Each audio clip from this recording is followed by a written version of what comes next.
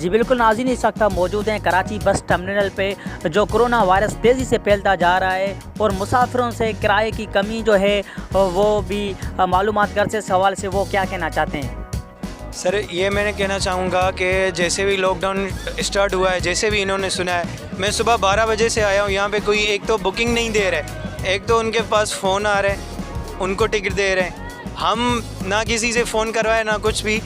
उसके अलावा ये 2000 मांग रहे हैं, जो कि मैं स्टूडेंट हूँ, कराची आना जाना रहता है मेरा, 1000 या 1200 लेते हैं, लेकिन आज इन्होंने किराया बढ़ाया है 2000। अभी स्टूडेंट कहाँ जाए, 2000 किस तरीके से दें इनको। सर देखिए, उन्होंने तो कहा था कि महंगाई नहीं, अभी इनको तो कुछ कहे ना, ये अपनी तरफ से इन्होंने किराया बढ़ा दिया है। मैं ये कहना चाहूँगा कि कोई एक्शन ले लें। जो गरीब है बंदे, वो तो अभी नहीं अफोर्ड कर पाएंगे। अभी लॉकडाउन होगा तो वो कराची में कहाँ जाएंगे, उनके पास घर ही नहीं है, वो बैचलर रह रहे हैं स्टूडेंट। मेरे जैसे बहुत सारे लोग होंगे, बहुत सारे स्टूडेंट होंगे, वो कहाँ जाएंगे। सर पूरी दुनिया भर में फैल चुकी है और जो है ना, सिंध हुकूमत ने अच्छे इक़दाम उठाए हैं, आइसोलेशन सेंटर बनाए हैं और सीएम सिंध इमरान अली शाह ने अच्छा वर्क किया है और हम इन्हें वेल डन कहते हैं। तो टिकट नहीं मिल रहे, अगर मिल रही है तो वो बहुत महंगी है।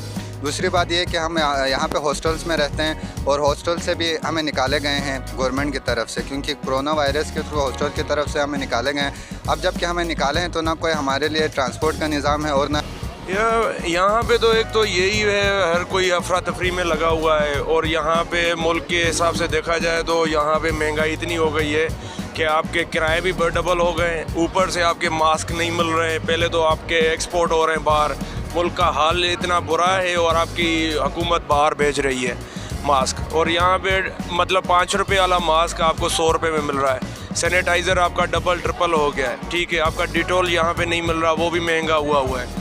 तो यहाँ पे कोई अकाउंटेबिलिटी नहीं है। यहाँ पे कोई डीसी हो गया, कोई भी हो गया, मुल्क के हवाले से जो भी बंदा नुमाइंदा है, कोई यहाँ पे अकाउंटेबिलिटी नहीं है। ऊपर से यही सुन रहे हैं कि तनख्वाहों से ये जो है फ़ंड में जाएगा, भली जाए, मगर यार यहाँ पे डिलीवर तो हो।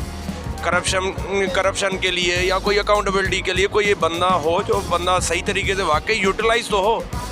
ये बस यहाँ पे सीन है पूरा बना हुआ, बस आवाम को परेशान करना है और कोई तो फ़ायदा नहीं है। यहाँ पे गरीब आवाम को ही मतलब यहाँ पे पीसना है और कुछ भी नहीं है। बड़े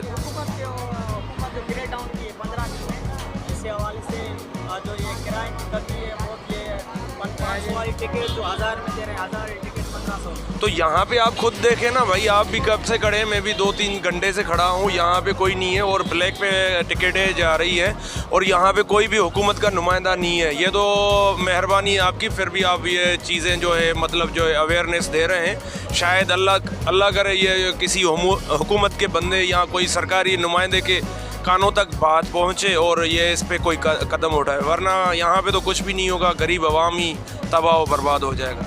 उनको चाहिए था कि हॉस्टल का कुछ करते, एक दिन पहले बताते इन्हें, ताकि जो हॉस्टल वाले स्टूडेंट है वो एक दिन पहले अपनी वो टिकटें बुक करवा लेते और उसके बाद वो जो इश्यूज़ अभी उनको फेस करने पड़ेंगे वो उनको ना करने पड़ते।